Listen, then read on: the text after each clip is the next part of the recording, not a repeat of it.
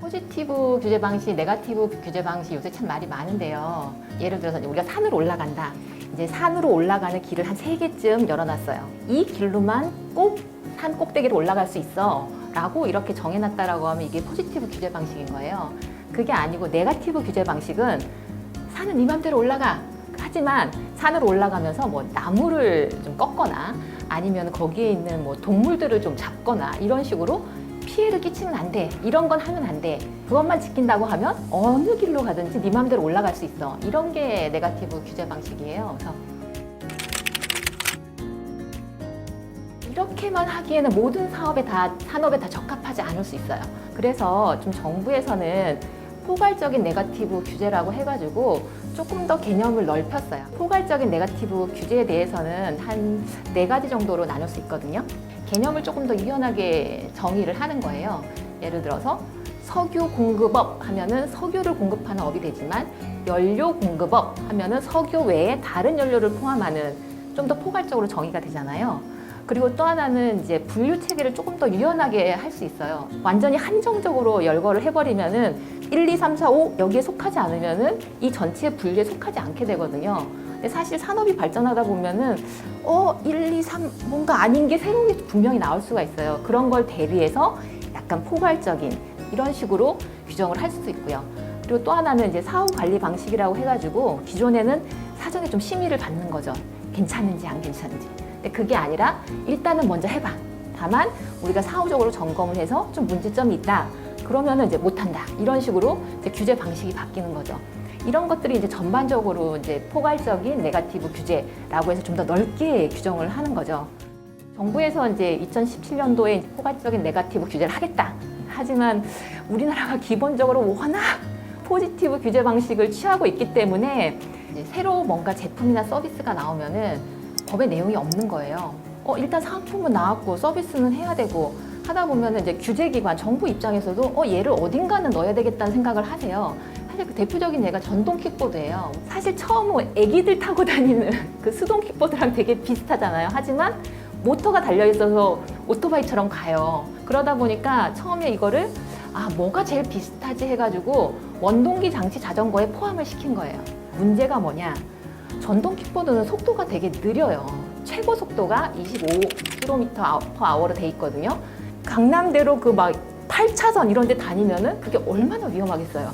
공유사업자들이 설명은 해요. 이건 차도를 다니셔야 됩니다. 근데 큰 도로는 위험하시니까 주로 가능하면 이면도로를 이용해 주시면 좋겠습니다. 이렇게 안내를 하지만 자전거 도로를 타기도 하고 그러니까 이제 보행자분들은 막 짜증 나고 이제 이런 일이 생기는 거죠.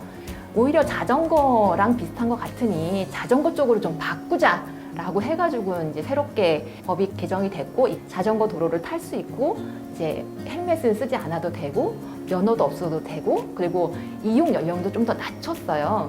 부모님들 포함 보행자들께서 너무 위험한 거 아니냐, 이거 중학생들이 이렇게 막 타도 되겠냐, 뭐 이런 이제 말씀이 나오다 보니까 또 급하게 지금 국회에서 논의를 하고 있어요. 다시 원상으로 헬멧 안 쓰면 처벌까지 하는 걸로 이런 식으로 법이 다시 회귀하는 이런 법이 논의가 되고 있거든요.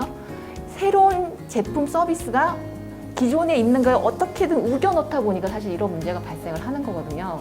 뭐 정부에서 노력을 하고는 계시지만 아직까지 우리나라에서 신산업, 신제품, 신서비스를 뭔가 사회에 출시하는 거에 있어서는 이렇게 쉽지 않은, 녹록치 않은 그런 환경이라는 생각이 듭니다. 포괄적 네거티브 규제라는 제도와 맞물려서 작년 초부터 규제 샌드박스 제도라는 어떤 특정 제도를 우리나라에서 시행을 하고 있는데요. 어떤 새로운 핀테크 산업 분야에서 바로 사업에 내기 어려운 테스트를 하지 않았기 때문에 위험성을 판단할 수 없는 영역에 관해서 미리 일정 규제를 완화하는 조건으로 위험성을 조금 사전에 점검해보고 거기에 따른 법 제도를 개선하는 그런 제도입니다.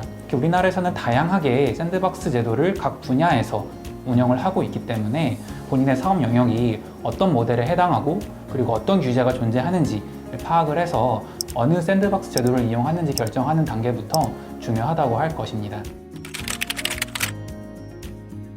혁신금융 서비스 같은 경우에는 아무래도 핀테크 관련된 사업들이 많고 새로운 수단들을 이용해서 비대면 인증을 통한 계좌 개설을 한다거나 아니면은 보험 가입 과정에서 그 과정을 특정 경우에 간편화한다거나 이런 식으로 핀테크 영역에서 조금 지정이 되는 모델들이 많은 상황이고요.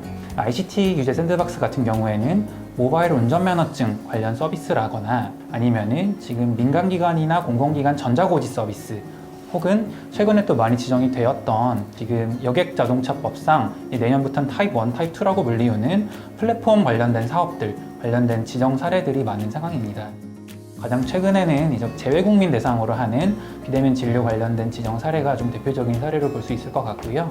중기부에서 지정하는 샌드박스 같은 경우에는 각 지자체별로 한다는 특성이 있어서 예를 들어서 세종시 같은 경우에는 모빌리티, 부산 같은 경우에는 블록체인 이런 식으로 각 지자체마다 특정 아이템이 있고 마지막으로 스마트 도시 같은 경우에는 세종시와 부산시를 스마트 도시로 지정을 해서 해당 그 지역 내에서 다양한 모빌리티 관련된 규제를 일부 완화하면서 자율주행이라던가 아니면은 개인형 이동장치라던가 여러 가지 규제들을 완화한 상태에서 사업을 할 수 있게 많이 지원을 하려는 노력을 하고 있습니다.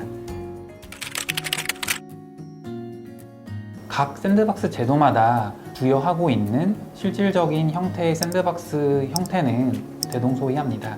신속처리는 법령상에 어떤 사업 모델의 허가가 필요한지 주무부처에게 공식적으로 확인을 받을 수 있는 절차입니다. 법령상의 라이센스가 필요한지, 인가나 승인이나 검증이나 신고 같은 절차들이 필요한지에 관련된 확인을 할 수 있는 절차이고요. 실제로 규제가 명확하지 않은 사업 모델 관련해서는 우선 신속처리 절차를 통해서 규제가 존재하는지 여부를 확인해 보실 수 있을 것 같습니다. 그리고 이제 실질적으로 규제를 일부 완화해서 사업을 진행할 수 있는 제도로는 실증규제 특례랑 임시허가 이 두 가지가 있는데요. 실증규제 특례 같은 경우에는 실제로 법령상 좀 제한이 되어 있거나 쉽게 말해서 법령에 따라서 사업을 영위할 수 없는 상태인 거죠. 예를 들어서 어떤 지역적 범위 내에서 테스트베드를 운영한다고 하면은 해당 그 사업 모델이 실제로 동작이 가능한지 예상 외의 리스크가 발생하지는 않는지 이런 부분들에 관련해서 간략하게 파악을 해보는 그런 절차로 보시면 될 것 같고요. 대표적인 예를 들어보면은 공유주방, 원래는 식품위생법상 하나의 공간에는 식품 관련된 식품 제조업 허가라던가 이런 데는 허가를 하나의 사업자만 이제 등록이 가능하고 다수의 사업자는 하나의 큰 공간 안에서는 여러 명이 한 공간에서 사업자 등록을 내면서 사업을 할 수가 없었는데 별도의 구획을 설정하지 않고도 큰 공간에서 여러 개의 주방을 갖추고 식품 제조를 할 수 있도록 하는 그런 형태의 실증규제 특례가 지정이 됐고요.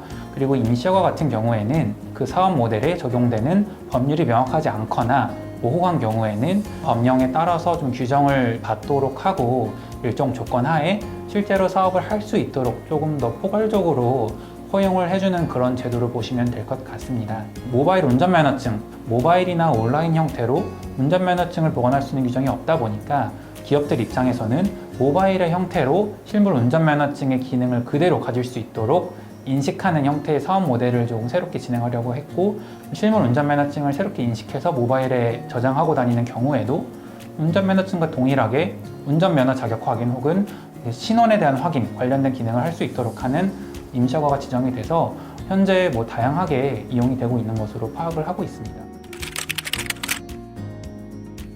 실증규제 특례와 임시허가 모두 기본적으로 2년 이내 범위에서 지정이 되고 있고 기본적으로 2년의 기간이 부여가 되고 2년까지 최대 연장이 가능한 최대 4년까지 사업을 진행하실 수 있는 상황이고요. 현재 개정을 논의하고 있는 부분은 4년이 다 지난 경우에도 법령의 개선이 이루어지지 않아서 여전히 그 사업을 할 때 법령상에 문제가 있는 경우에는 사업자 입장에서는 4년 뒤에는 해당 사업을 할 수 없게 되는 그런 안정성 위험에서 문제가 있기 때문에 법이 개정되기 전까지에는 해당 사업을 특별한 문제가 없으면 지속적으로 영위할 수 있도록 하는 법령 개정이 논의되고 있어서 사업자의 어떤 사업상의 안전 지속 가능성을 조금 더 고려하고 있는 상황입니다. 작년 1월부터 지금까지 정부 보도 자료에 의하면 총 364건의 승인 내역이 있고요. ICT나 모빌리티나 제약바이오, O2O 플랫폼 이런 분야에 관련된 샌드박스 신청이 약 80%에 달하는 등으로 집중되는 효과가 보이고 있는데요. 과거에 비해서 4차 산업혁명 분야에 있어서 신산업을 하기에 제도적인 측면에서 유리해지고 있는 것은 사실인 것 같습니다. 샌드박스 제도를 통해서 실증 규제 특례나 임시허가 지정을 받으시게 되면은 특정 사업에 있어서 선점 효과를 발생시키실 수 있는 장점이 있고, 실제로 일부 스타트업 같은 경우에는 샌드박스 지정을 통해서 사업을 좀 더 확장시키거나 적극적인 투자 유치를 받거나 하는 등 스타트업 입장에서도 적극적으로 샌드박스 제도의 이용을 고려해 볼 수 있을 것 같습니다.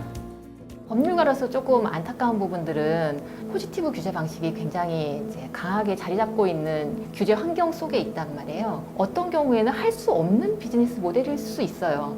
그 부분들 아무래도 이제 스타트업 대표님들은 법률 쪽하고는 주로 관계가 없이 엔지니어이신 경우가 대부분이다 보니까 잘 모르다가 어느 정도 투자도 조금 받으시고 막상 본격적으로 하려고 하는데 괜찮나 알아봤더니 안 된다고 하는 수가 생기는 거예요. 그동안에 뭐 개발했던 거, 설계했던 거, 그런 것들이 다 이제 무위로 돌아갈 수 있거든요. 사정이 어려우신 건 알지만 그래도 이제 본인이 들어가고자 하는 사업이 어느 정도 규제가 있다는 거에 대해서 인지를 하신다라고 하면은 저희 같은 이제 스타트업, 특히 규제라던가 이런 쪽에 대해서 자문을 많이 한 변호사를 찾아서 이러 정도의 사업을 하려고 하는데 뭐 큰 문제는 없냐, 이 정도라도 체크를 해보시면은 오히려 이제 전체 사업의 지속 가능성에 또 도움이 되지 않을까 그런 생각이 듭니다.